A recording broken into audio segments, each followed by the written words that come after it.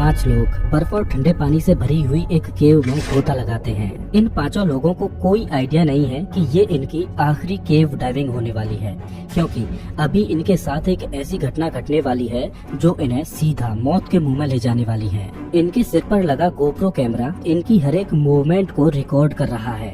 ये केव डाइविंग की घटना इतिहास की सबसे खतरनाक और दिल दहला देने वाली घटनाओं में से एक है। नमस्कार दोस्तों, मैं श्याम तोमर स्वागत करता हूँ आपका इस वीडियो में।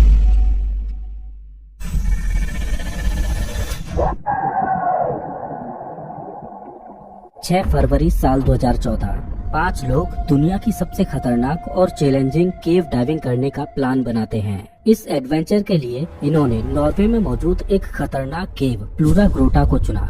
प्लूरा केव पहले से ही बदनाम थी, क्योंकि प्लूरा केव के अंदर पहले भी कुछ ऐसे हादसे हो चुके थे जिनमें लोगों को अपनी जान भी गंवानी पड़ी थी। लेकिन बावजूद इसके इन 5 लोगों ने केव डाइविंग के लिए इसी खतरनाक केव को चुना। आप इस केव के मैप को देखिए, जिसमें इस केव में घुसने के लिए ये 2 एंट्रेंस हैं। इस केव का सबसे खतरनाक हिस्सा ये वाला है, जो कि सतह से लगभग 430 फीट गहरा है और नॉर्दर्न यूरोप की ये सबसे बड़ी केव है जो पानी से भरी हुई है, और ये केव 3 किलोमीटर तक लंबी है। आप ये मानकर चलिए कि किसी आम इंसान का इस केव में जा पाना नामुमकिन है, लेकिन फिर भी इन 5 लोगों ने इसी केव को चुना। इसका कारण ये है कि ये 5 लोग सर्टिफाइड केव डाइवर्स थे, जो पहले भी इस तरह की खतरनाक केव्स में जा चुके थे, और इन 5 में से 2 लोग ऐसे थे जो इस केव में पहले भी जा चुके थे। पिछली बार ये दोनों लोग केव के इस रास्ते से घुसकर केव को एक्सप्लोर करते हुए इस वाले रास्ते से बाहर निकले थे। इस वजह से ये और ज्यादा कॉन्फिडेंट थे इस केव में जाने के लिए। लेकिन इस बार कुछ अलग होने वाला था, जिसकी किसी ने भी कल्पना नहीं की थी। केव में जाने वाले ये 5 बहादुर लोग हैं पैट्रिक, काय, वेसा, जारी एच और जारी यू। और पैट्रिक और काय वो लोग हैं जो इस केव में पहले भी जा चुके थे, तो ये दोनों ही लोग इस मिशन को लीड करने वाले थे।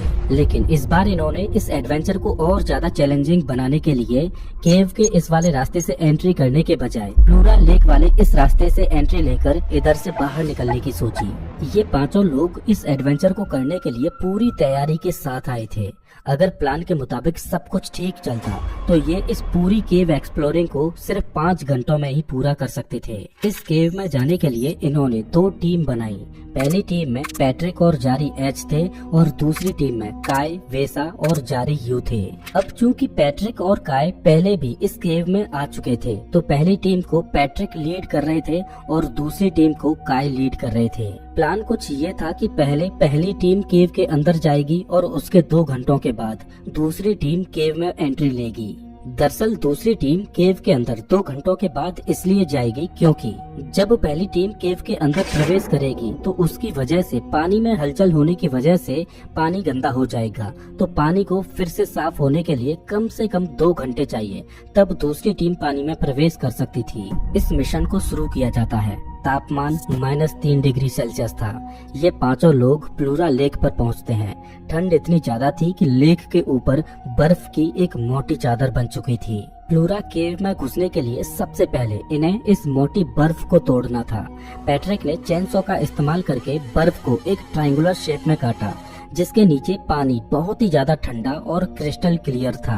पैट्रिक और जारी एच दोनों लेक में प्रवेश करते हैं और धीरे धीरे प्लूरा केव में घुसते जाते हैं। उन्होंने अपने अंडर वाटर स्कूटर को चालू किया, जिससे वो कम एनर्जी खर्च करके इस एडवेंचर का लुत्फ उठा सकें। इनकी शुरुआत ठीक रहती है, लेकिन इन्हें क्या पता कि कुछ ही समय में सब कुछ बदलने वाला है। मैं आपको बता दूं कि पैट्रिक, जिसके साथ पहले भी 2 बार ऐसी घटनाएं घट चुकी थी जिनमें परिस्थितियां कुछ ऐसी बन गई कि उसे 2 बार अपने क्रू मेंबर्स की जान गंवानी पड़ी थी। उन घटनाओं की वजह से पैट्रिक को बहुत धक्का भी लगा था, लेकिन पैट्रिक पास्ट के उन हादसों को भुलाकर आज इस नए सफर पर आगे बढ़ रहा है। ये एडवेंचर कितना खतरनाक होने वाला था, इस बात को ये लोग भी भली भांति जानते थे। इस वजह से इस एडवेंचर को पूरा करने के लिए ये सभी एडवांस टेक्नोलॉजी वाले गियर्स अपने साथ लाए थे, और श्वास लेने के लिए ये इस्तेमाल कर रहे थे एक क्लोज्ड सर्किट गियर, जिसे रीब्रीदर बोला जाता है। जैसा कि आप जानते ही हो कि जब हम श्वास लेते हैं तो ऑक्सीजन गैस को इनहेल करते हैं और जब हम श्वास छोड़ते हैं तो हम कार्बन डाइऑक्साइड गैस को एक्सहेल करते हैं। और एक रीब्रीदर एक ऐसी टेक्नोलॉजी है जिसमें इस एक्सहेल्ड हुई कार्बन डाइऑक्साइड गैस को फिल्टर किया जाता है और उसे ऑक्सीजन में कन्वर्ट किया जाता है और डाइवर्स उस ऑक्सीजन को फिर से इस्तेमाल कर सकते हैं। इस रीब्रीदर टेक्नोलॉजी का फायदा ये है कि डाइवर्स को एक्स्ट्रा ऑक्सीजन सिलेंडर अपने साथ नहीं ले जाना पड़ता और डाइवर्स लंबे समय तक पानी के अंदर गोता लगा सकते हैं। टेक्नोलॉजी चाहे कितनी ही एडवांस क्यों ना हो, लेकिन कभी कभी वो मेल फंक्शन भी कर जाती है। इस वजह से ये दोनों लोग बैकअप के लिए एक एक्स्ट्रा रीब्रीदर और एक ओपन सर्किट गैस सिलेंडर अपने साथ लेकर चल रहे थे। रीब्रीदर टेक्नोलॉजी सिक्के के दो पहलुओं की तरह है। अगर डाइवर जल्दी जल्दी श्वास लेने लगे तो रीब्रीदर का फिल्टर ठीक से काम नहीं कर पाएगा और वो जल्दी से कार्बन डाइऑक्साइड को फिल्टर नहीं कर पाएगा, जिससे डाइवर उसी कार्बन डाइऑक्साइड को फिर से इनहेल करने लगेगा, जिससे बॉडी पर बहुत ज्यादा साइड इफेक्ट्स होंगे। जैसे कार्बन डाइऑक्साइड के ब्लड में घुलने की वजह से चक्कर आने लगते हैं, कंफ्यूजन होने लगती है और अंत में मौत भी हो जाती है। इस सिचुएशन को हाइपरकैप्निया बोला जाता है। पैट्रिक और जारी एच धीरे धीरे केव की गहराई में जाते जा रहे थे और वो इस स्लोप से डाइव करते हुए इस 250 मीटर लंबे एयर चैम्बर में प्रवेश करते हैं। अभी तक तो इनकी यात्रा ठीक रहती है, लेकिन अब ये इस केव के सबसे खतरनाक हिस्से में प्रवेश करने वाले थे और ये इस केव का सबसे ज्यादा गहरा भाग था। केव की इस गहराई में पानी का प्रेशर भी बहुत ज्यादा था। धीरे धीरे ये दोनों डाइवर्स केव के सबसे डीपेस्ट वाले पार्ट में प्रवेश कर चुके थे। इस गहराई में आकर उन्होंने अपने अंडर वाटर स्कूटर को बंद कर दिया क्योंकि वो इस जगह पर केव की ब्यूटी को निहारना चाहते थे। अभी तक सब कुछ प्लान के मुताबिक ही चल रहा था। अब इन दोनों को केव की इस गहराई से बाहर निकलना था, जिसके लिए उन्हें इस सकरे रास्ते से होकर ऊपर जाना था, जो कि ऑलमोस्ट 90 डिग्री के एंगल पर था। पैट्रिक आगे चल रहा था तो उसने इस 90 डिग्री के सेक्शन को पार किया और ऊपर जाने लगा। जारी एच को उसके पीछे आना था। पैट्रिक थोड़ा ऊपर आकर जारी के पीछे आने का वेट करता है, लेकिन तभी उसे दिखाई देता है कि जारी के सिर पर लगी लाइट इधर उधर तेजी से मूव कर रही है। ऐसा लग रहा था मानो जारी पैट्रिक को अपने पास बुलाना चाहता हो। पैट्रिक जारी एच के पास आता है और देखता है कि जारी पूरी तरह से पैनिक हो चुका है, जिस वजह से वो जल्दी जल्दी श्वास ले रहा है। पैट्रिक देखता है कि जारी आखिर इतना छटपटा क्यों रहा है।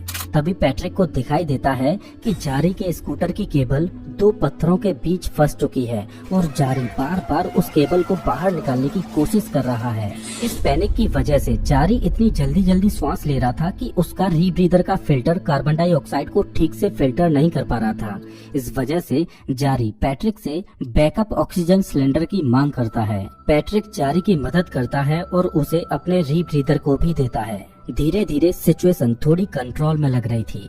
तभी जारी अपने खुद के रीब्रीदर पर स्विच करता है, लेकिन अचानक जारी के हाथ से उसका रीब्रीदर नीचे गिर जाता है, जिस वजह से जारी पैनिक में केव के ठंडे पानी को अपनी सांसों के साथ इनहेल कर लेता है और जारी छटपटाने लगता है। पैट्रिक को समझ आ जाता है कि अब जारी नहीं बच सकता और पैट्रिक अब इमोशनली चैलेंजिंग डिसीजन लेता है और जारी एच को वहीं पर छोड़कर आगे बढ़ जाता है। लेकिन अब परेशानी ये थी कि इतनी गहराई में उसे इस सिचुएशन को हैंडल करते हुए बहुत ज्यादा समय गुजर जाता है, जिस वजह से पैट्रिक के लिए डीकम्प्रेशन सिकनेस का खतरा बढ़ता जा रहा था। दरअसल होता ये है कि जब कोई डाइवर पानी के अंदर जितनी ज्यादा गहराई में गोता लगाएगा तो प्रेशर की वजह से उसकी बॉडी के टिश्यू ज्यादा से ज्यादा गैस को एब्जॉर्ब करते हैं और जितनी देर तक वो उस गहराई में रहेगा तो उसकी बॉडी के टिश्यू उतनी ही ज्यादा गैस को एब्जॉर्ब करेंगे। अब चूंकि पैट्रिक इतनी गहराई में इतनी देर तक रुक चुका था, तो जब उसने अपने डाइव कंप्यूटर को देखा तो वो बता रहा था कि पैट्रिक को डीकम्प्रेशन सिकनेस से बचने के लिए उसे धीरे धीरे पानी से बाहर निकलना होगा और इस ठंडे पानी में अब उसे 400 मिनट तक और गोता लगाना होगा। डाइव कंप्यूटर की स्क्रीन पर इस वार्निंग को देखकर पैट्रिक को विश्वास ही नहीं हो रहा था, क्योंकि इस घटना से ठीक पहले डाइव कंप्यूटर सिर्फ 120 मिनट ही दिखा रहा था और ये सब घटना घट रही थी सतह से 430 फीट की गहराई में और अब तक 2 घंटे गुजर चुके थे। दूसरी टीम जो अभी बाहर थी उसे कोई भी आइडिया नहीं था कि केव के अंदर आखिर क्या चल रहा है। 2 घंटों के बाद दूसरी टीम के ये तीनों लोग भी प्लूरा केव में गोता लगाते हैं और उन्हें करीब 1 घंटे से कम का समय ही लगा होगा कि वो तीनों केव के उसी डीपेस्ट वाले पार्ट में पहुंच जाते हैं। तीनों धीरे धीरे केव के डीपेस्ट एरिया को पार करते हुए उस 90 डिग्री के टर्न के पास पहुंचते हैं। तभी उन्हें एक बीप की साउंड सुनाई देती है जो कि जारी एज के इक्विपमेंट से आ रही थी। इन तीनों डाइवर्स में वैसा सबसे आगे चल रहा था, काय पीछे और जारी यू दोनों के मिडिल में था।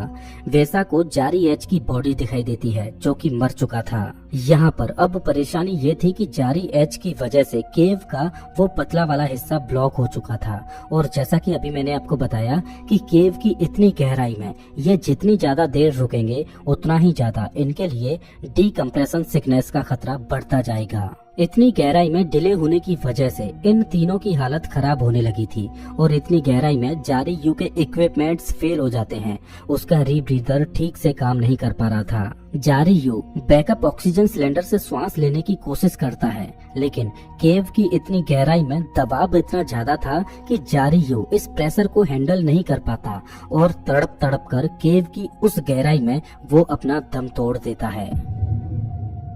अब सिचुएशन कुछ इस तरह से थी कि सबसे आगे जारी एच की बॉडी रास्ते को ब्लॉक किए हुए थी। उसके पीछे वैसा इस सिचुएशन को हैंडल करने की कोशिश कर रहा था। वैसा के पीछे जारी यू की बॉडी थी जिसने केव के डीपेस्ट वाले पार्ट को ब्लॉक कर रखा था और सबसे पीछे काय था। काय को समझ आ चुका था कि आगे केव में कोई न कोई बड़ी दुर्घटना घट चुकी है, तो इस वजह से काय फैसला लेता है कि वो अब आगे ना जाकर पीछे लौटेगा और काय पीछे की ओर लौटने लगता है। अब परेशानी ये थी कि काय के पास ऑक्सीजन की बहुत कमी थी और काय का डाइविंग कंप्यूटर डीकम्प्रेशन स्टॉप्स की वार्निंग दिए जा रहा था। मतलब अब सिचुएशन कुछ ऐसी थी कि अगर काय डीकम्प्रेशन सिकनेस से बचना चाहता है तो उसे धीरे धीरे इस केव से बाहर निकलना होगा, लेकिन उसके पास पर्याप्त ऑक्सीजन की सप्लाई नहीं है तो वो ऑक्सीजन की कमी से ही मारा जाएगा। तो काय ने फैसला लिया कि वो डीकम्प्रेशन सिकनेस का रिस्क लेगा और इस गुफा से तेजी से बाहर निकलने की कोशिश करेगा। दूसरी ओर वैसा जैसे तैसे जारी एच की बॉडी को हटाकर आगे बढ़ता है। इधर काय इतनी तेजी से आगे बढ़ा था कि उसने अपने कई डीकम्प्रेशन स्टॉप्स को स्किप कर दिया था और वो एयर चैम्बर तक पहुंच चुका था। पहले तो काय को लगता है कि वो यहाँ पर रुके और रेस्क्यू टीम का वेट करे, लेकिन इस जगह पर रेस्क्यू करने की भी उम्मीद बहुत कम थी। अब सिचुएशन कुछ इस प्रकार थी कि पैट्रिक, वेसा और काय तीनों इस केव से बाहर निकलना चाह रहे थे, लेकिन तीनों को कोई आइडिया नहीं था कि इस दुर्घटना में कौन कौन मारा जा चुका है और कौन कौन बचा है। पैट्रिक डीकम्प्रेशन सिकनेस को ध्यान में रखते हुए धीरे धीरे आगे बढ़ रहा था, लेकिन काय और वेसा बहुत तेजी से आगे बढ़ रहे थे। तभी पैट्रिक को उसके पीछे से आती हुई रोशनी दिखाई देती है। दरअसल वेसा इतनी तेज चला था कि पैट्रिक के पास पहुंच चुका था। वेसा और पैट्रिक केव के दूसरी ओर से बाहर निकलते हैं। उन्हें लग रहा था कि जारी एच, जारी यू और काय ये तीनों इस केव में मारे जा चुके हैं, लेकिन दूसरी ओर काय केव से बाहर निकलते हुए उस जगह पर पहुंच जाता है जहां से बर्फ को काटकर इन्होंने इस केव में एंट्री ली थी। लेकिन तापमान इतना कम था कि जब तक काय यहाँ पर वापस लौटा तब तक वहाँ पर फिर से बर्फ जम चुकी थी।